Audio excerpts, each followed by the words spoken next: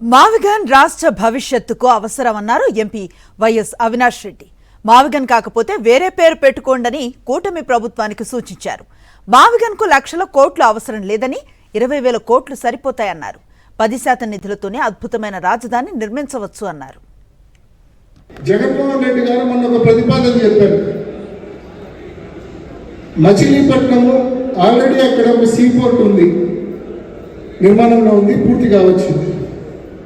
అదేవిధంగా గన్నవరంలో ఒక పెద్ద ఇంటర్నేషనల్ ఎయిర్పోర్ట్ ఉంది, ఇప్పుడు ఇంకా అభివృద్ధి చెందుతూ ఉంది. విజయవాడ గుంటూరు నగరాలు పూర్తిగా హైవేతో కనెక్ట్ అయినవి, ఇవన్నీ కూడా నేషనల్ హైవే ఉంది, ఒక పెద్ద ఇంటర్నేషనల్ ఎయిర్పోర్ట్ ఉంది, సీపోర్టు ఉంది. ఇదంతా ఒక క్లస్టర్గా ఫామ్ చేసి మావిగన్ అనే నామకరణం, మావిగన్ కాకుండా ఏ పేరైనా పెట్టుకోండి, మీ ఇష్టం, పేరు ఏదైనా పెట్టుకోండి.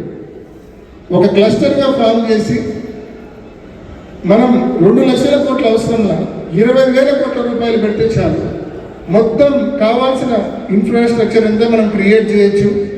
10% ఖర్చుతో మనం ఇన్ఫ్రాస్ట్రక్చర్ క్రియేట్ చేయొచ్చు. ఒక పెద్ద క్యాపిటల్గా మనం ప్రొజెక్ట్ చేసుకోవచ్చు.